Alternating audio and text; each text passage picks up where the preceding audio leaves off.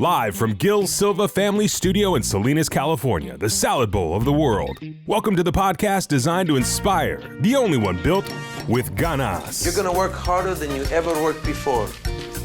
And the only thing I ask from you is ganas, desire, a haircut. If you don't have the ganas, I will give it to you because I'm an expert. From the founders of Gil Basketball Academy that empowers youth to play hard, work hard, study hard, and overcome obstacles. People can't do something themselves. They want to tell you you can't do it. You want something, go get it. Period. Real interviews with real people about real life. You, me, or nobody is gonna hit as hard as life. But it ain't about how hard you hit. It's about how hard you can get hit and keep moving forward. How much you can take and keep moving forward. That's how winning is done. And now it's time for Ganas, leading from the heart. Hello, everyone. Welcome to another episode of Ganas, leading from the heart. I am Jose Gil, coach, teacher, father, husband, and lifelong believer in ganas, which translates to desire. Today on the show, we have a Division I basketball player, Keenan Fitzmorris from Stanford University. My co-host with me tonight. My name's Josue Gil. Pretty excited to have my boy Keenan on the show tonight, so let's have a good time. And I'm Sammy. And Sammy. Keenan plays basketball at Stanford University, where Josue attends school. So this is a little personal connection here. But Keenan, how are we doing? We're doing good. Thanks for having me on. I love the idea behind the podcast, Ganas, the desire, the passion, and excited to be here. And so now let's remind our audience, we're doing a video and we're doing audio, but for those that are on a video call and are watching this through video, Keenan has a secondhand poster behind him. Something that you know, when you go to a drive-through at McDonald's, you get a Happy Meal and then they give you some free stuff. It's a Kansas City Chiefs banner back there. I think it's deliberately put there because he knows that we are Niner fans and we bleed red. So Keenan, can you please? I'll give you credit for that victory, but are you a Chiefs fan, huh? I've got to admit, my guy Patrick Mahomes. I don't know who can't like him. I guess there may be some people that don't like him, but I don't know why. Yeah, well, is it growing up in Kansas that made you a Chiefs fan, or Kansas? I mean, it's Kansas City, but you know what's the? Have you always been, or just Mahomes? You jumped on the bandwagon when Mahomes came on board.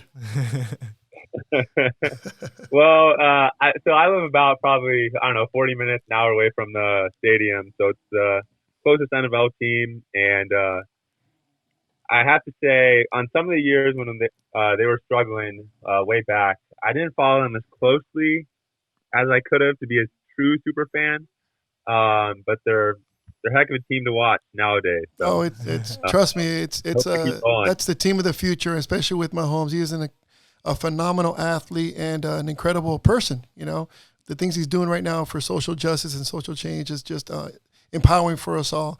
So, Keenan, we want to get to know you a little bit further, and especially our podcast guests that are listening. So let's go ahead and begin with, let's get to know Keenan Fitzmorris. Yeah, Keenan, so I appreciate you being here with us. Maybe just to start off, if you could tell us a little more about yourself, like where you grew up, if you have any siblings. I know your sister's like a really elite volleyball player, you know. Well, let's stop there. Let's pause a little bit. She also plays volleyball at Stanford University, and which is what top, if not the top team in the nation, national right? champions, national champions. Yeah. So amazing. We got to get her on the show, Keenan. You have to help us.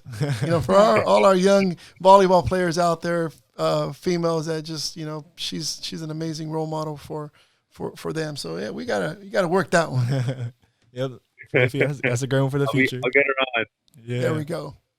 Yes, Keenan. So if you could tell us a little more about yourself, like where you grew up, why'd you pick Stanford? What inspired you to go there? Just a little more about yourself. Yeah. So I'm the youngest of four kids. So I have my older brother Michael, and then my sisters Alex and Audrey. And like I really look up to them. They've been like, my family's kind of been my rock like since day one. Like I have a lot of role models. My family. three older siblings. Grew up in Overland Park, Kansas, outside of Kansas City, and yeah.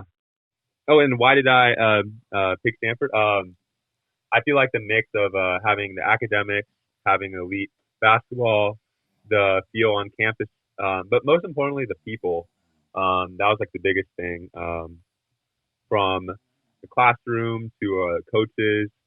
I feel like it's a really great place and great people like Coach Way and everybody out there. So Yeah.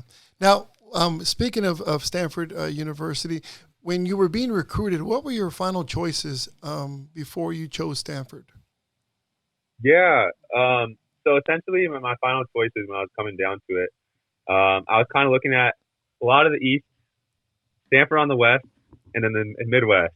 But Stanford was kind of the only school I was looking to on the West Coast.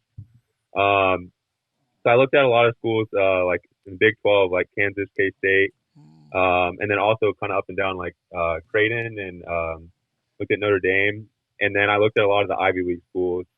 But then kind of at the end of the day, it was just the best fit for me, and it's been a really great experience. Wow, amazing. Well, California is happy to have you, so you're a great fit for here.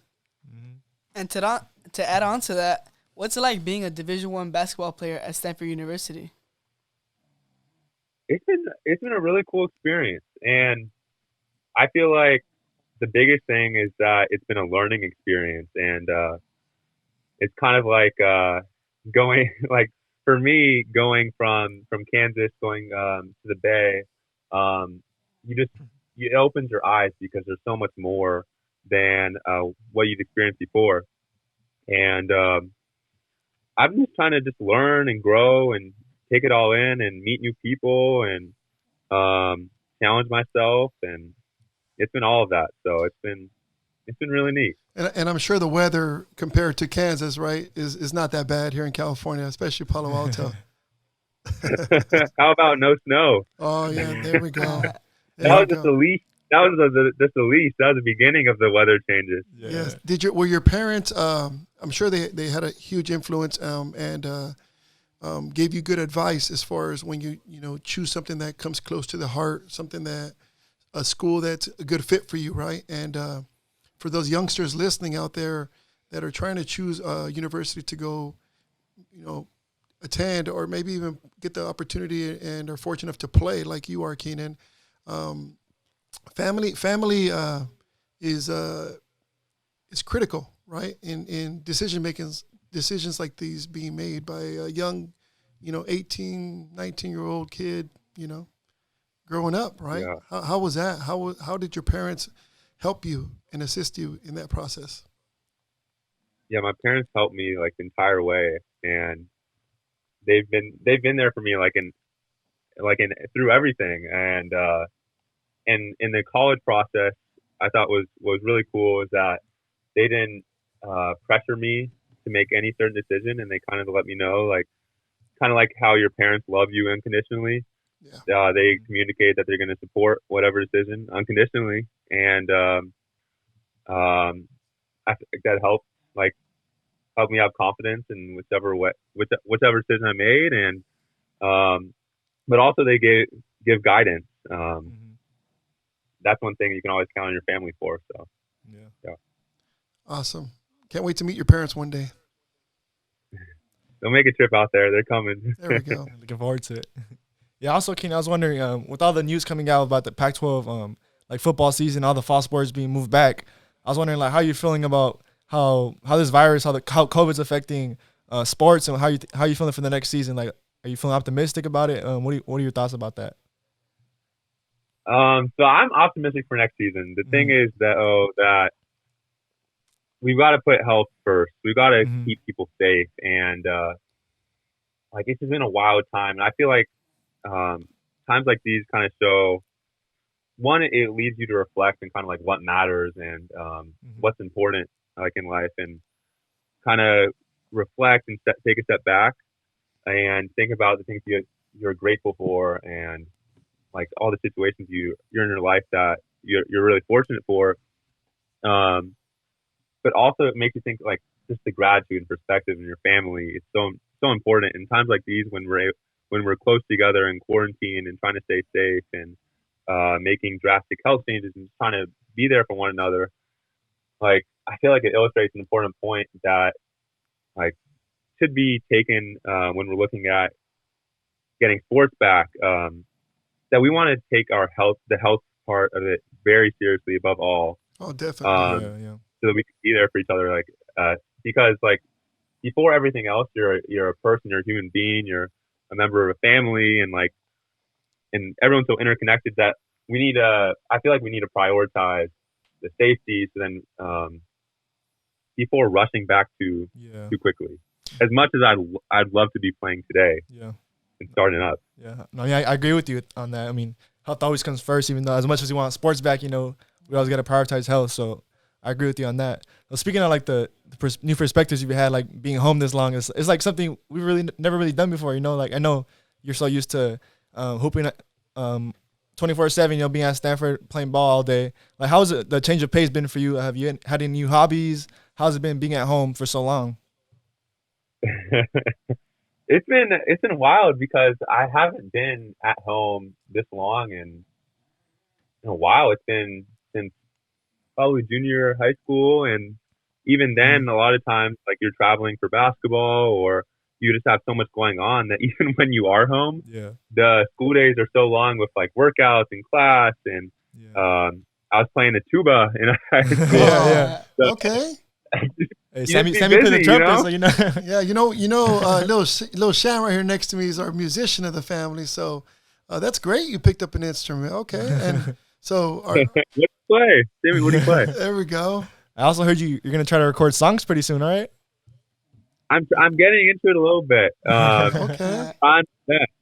Write some lyrics. Yeah. Well, this is a time, right? If for our families, I think are hopefully getting closer together, doing things that before time wouldn't allow us to do because of the travel ball, because of the commitment to work. And so I think it's maybe hopefully united families more, and taking advantage of hobbies and things that you always wanted to do, but you never really had a chance or time to do.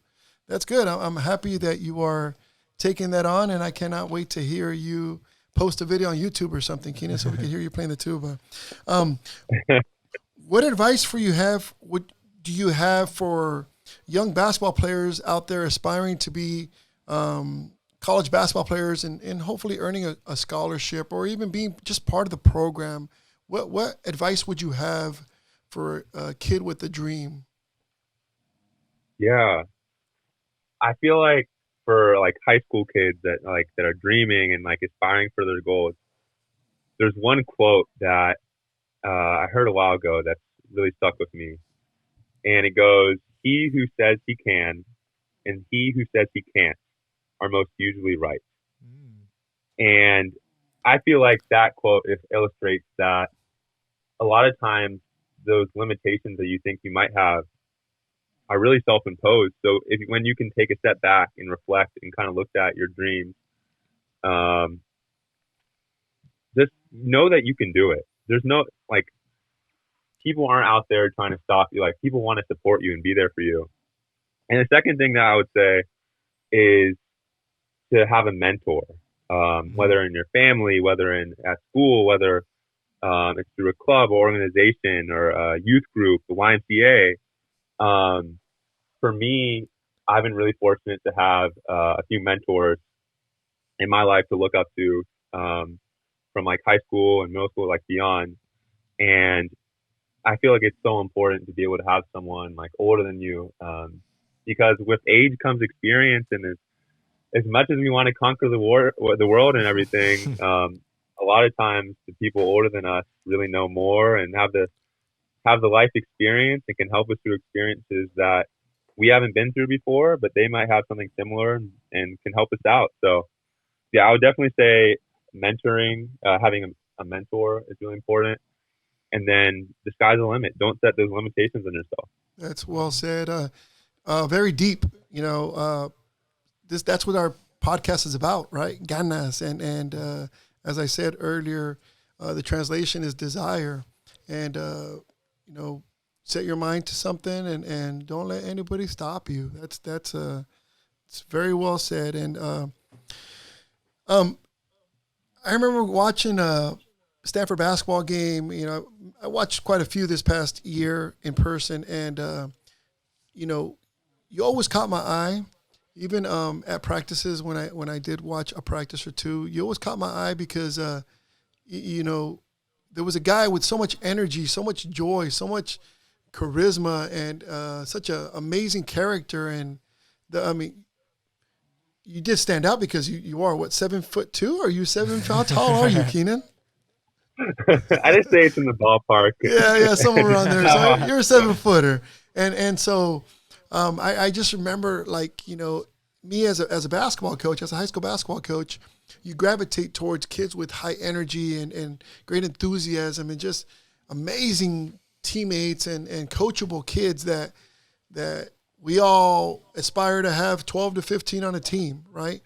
So you caught my eye there, and I told Josue, who, for those that do not know, he's one of the managers on the basketball team at Stanford University, and so I told Josue, I go, that guy right there is going to be he's someone special, and you will be good friends with him. And do you remember that conversation? I remember when we first met you.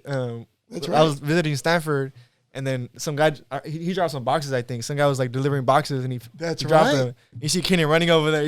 Yeah, we were running over there and helped the guy pick him up. We were outside Naples Pavilion, and some man just on his bike delivering food, right? Maybe somewhere on campus, just drops him, and who's the first one there to save the day and help the guy out? Keenan. So, how do you maintain your positive energy, your positive attitude on a daily basis at practices, at games? Because once again, all the youth that are out there listening, even college players and pros that are out there listening, if the success of a team happens because of the success of the attitude and the character of the players, and you are a perfect definition of that. So how do you bring that every single day, all in attitude? Well, first I want to say thank you.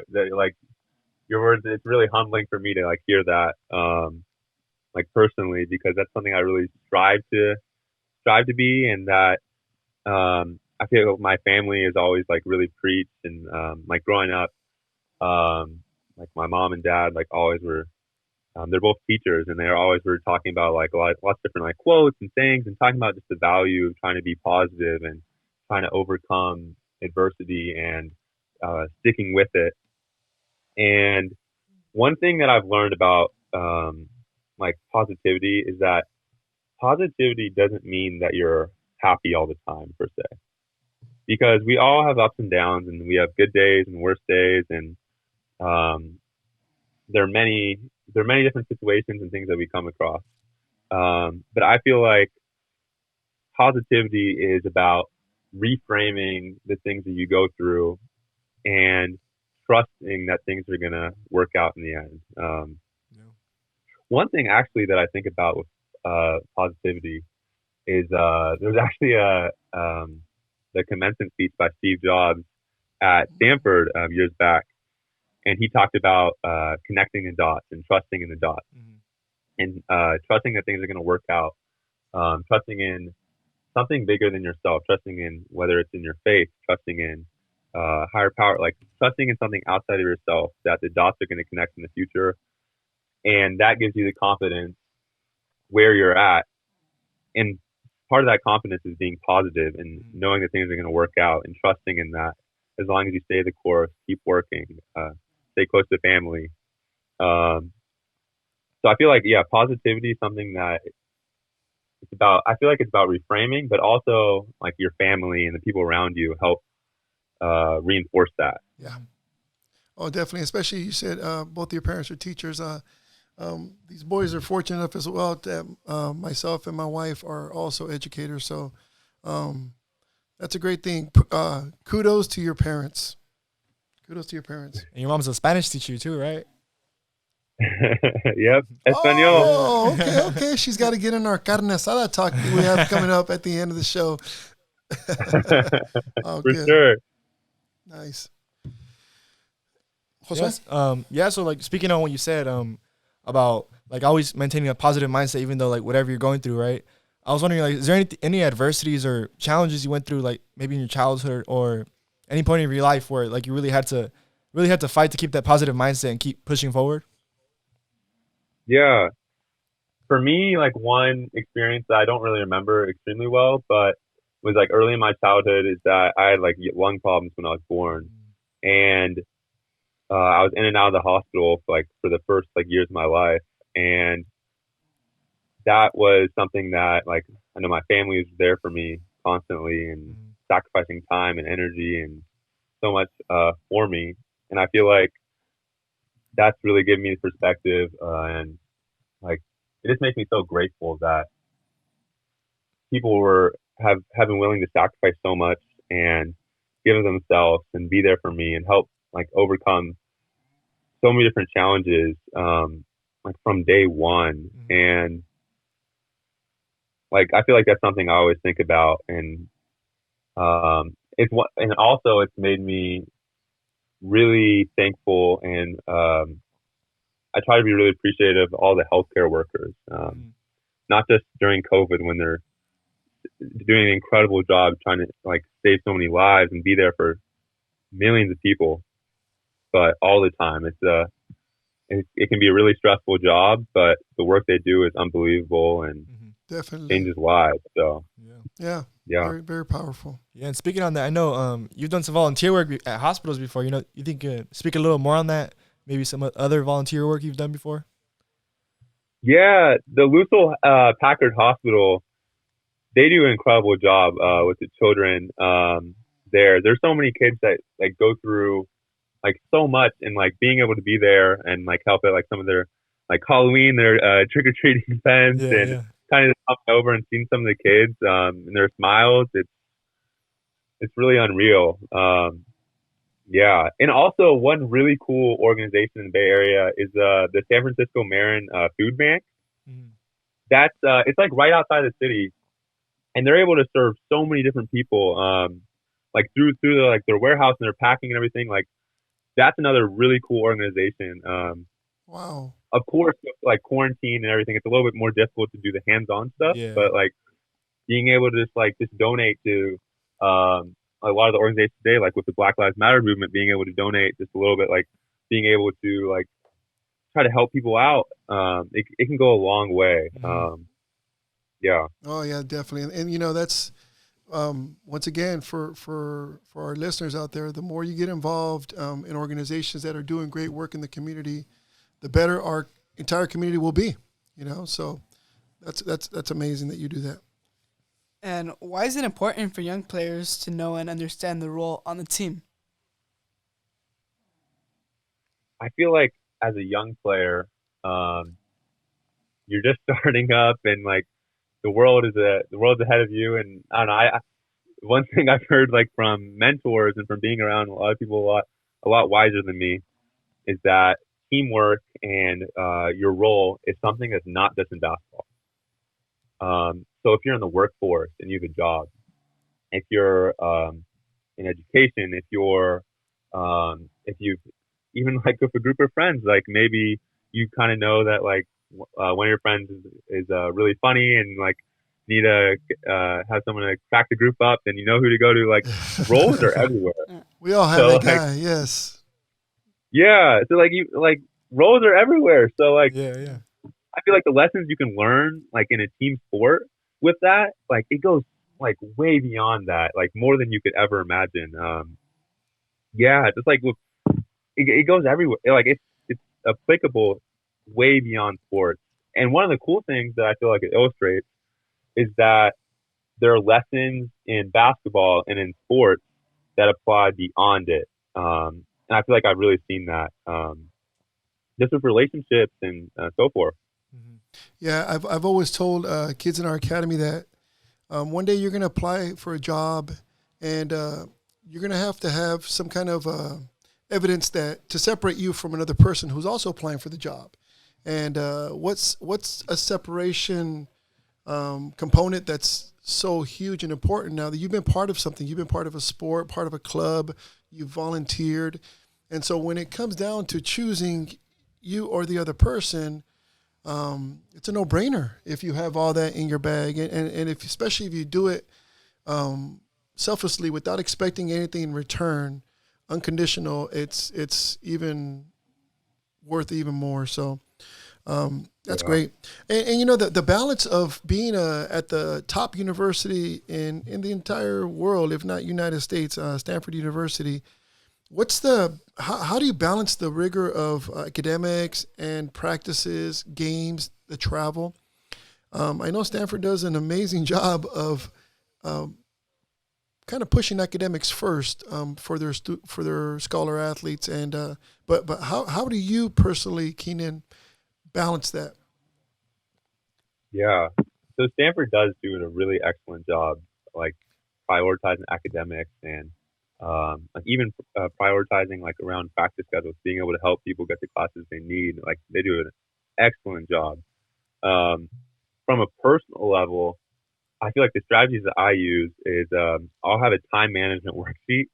So like before the week, I'll write down like all the things I need to do, like all the classes, all the practices, all the homework assignments, and I'll kind of try to allot time for each one. And that's one thing I try to do. And a second thing, which is more of a habit, is that I try to stay really present during each thing that I'm doing. Because if you're at practice and you're thinking about a problem set, you're probably not going to do as well as you could at practice. If you're working on homework and your mind's drifting on basketball, it might not go as well. You might not get the answers that you're trying to get. So I feel like that's one thing I try to do. And I try to stay focused and on one task at a time. That's great. That's great. You know, our podcast is it's called Ganas, Leading from the Heart. What advice would you have for any young academy member of ours or any kid just out there listening? What advice would you have for them as far as your perspective as a Division I basketball player or just Division I athlete for that matter? First of all, I love the idea of Ghana and the drive, desire. That's a perfect summation of like what you want to have, like when you're aspiring towards something. The advice that I would give is oftentimes I feel like we don't just decide that we want something. There's a power to saying, I want to do this. I want to accomplish this. Determining kind of what you want to do, like with your life. If basketball is your thing, go for it. If drawing is your thing, go for it. If riding a unicycle is your thing, go do it.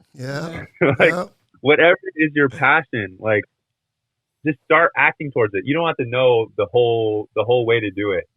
There's so much information out there. With Google, you can find so much stuff at the tip of your fingertips.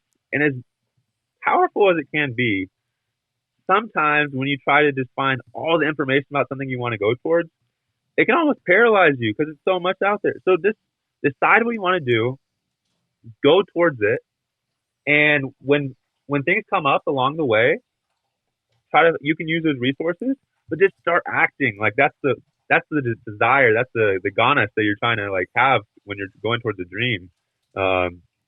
Just decide and go for it. Nothing's stopping you. Yeah. Very well said. You're going to be a motivational speaker one day. There we go. Motivational speaker. I've been told I should do that. Yeah. Hey, why not? You know, why not? Like I said, why not?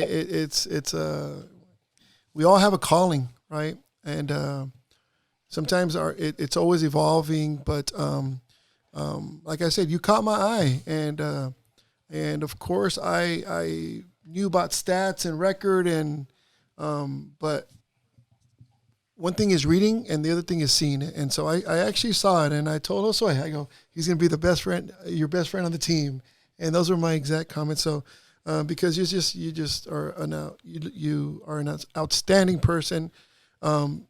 And so that's great advice. So now, Keenan, we're going to go into our carne asada portion of the podcast to wind this down. And so let me explain to you how this works. In a Mexican household, whenever we barbecue in the backyard and we have our carne asada, I usually have the master chef.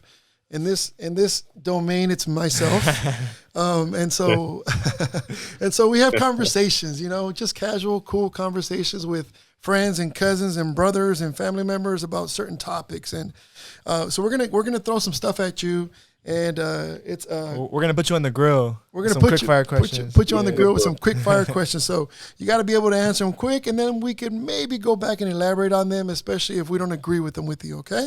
So especially the Chiefs. If you're ready for this, I'm ready. Keenan? All right. First one, ready? Let's go. So game on the line. You have to choose who's gonna take the last shot, Kobe or Jordan. Ooh, Jordan. Ooh, okay. Last dance. All right, here we go. Would you rather run 3 miles or do 200 push-ups? 3 miles. All right. What's your favorite workout song? Oh, Hustlin'. Oh, okay. By who? Who sings that one? Rick Ross. Rick Ross. Okay. All right, number Hey, man, 5. I get hype. I can add that to my playlist. Nike or Adidas? Nike. Yes, sir. Yo, that's a mandatory answer.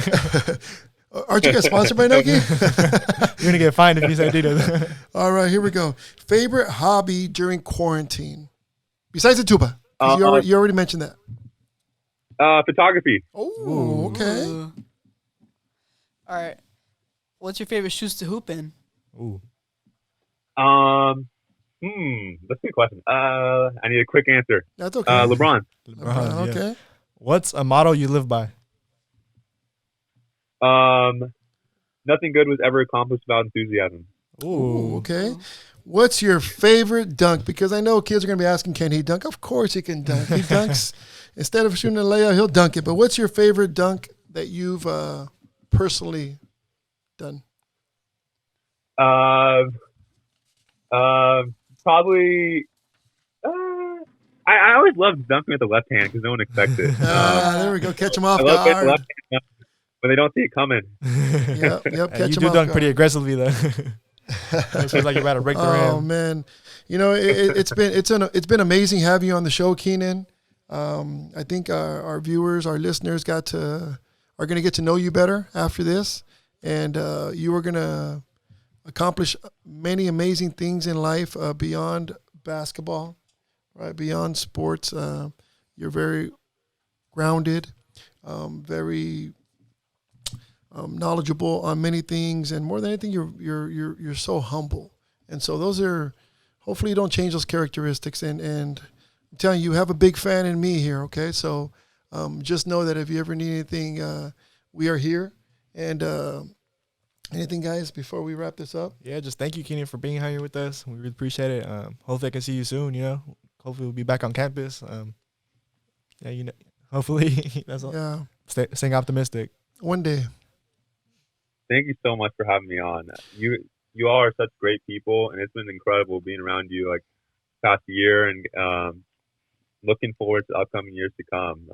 Whenever things get better, COVID clears up, and people start getting healthy and everything, and just hoping things get better. Everything happens for a reason, right? Yeah, we'll get you part 2 podcast in person. Yeah, we got to get you. Yeah. We got to get you post COVID. Yeah, we got to get you back on, Keenan. We'll get you back on, and you got to help us get your sister on the show, Keenan. I'll be telling her every day. There we go. And that's our show today. We'd like to thank Keenan Fitzmorris. And on behalf of the GBA family, keep leading with ganas. My heritage is deep in my veins, blood of a king, lot different than most.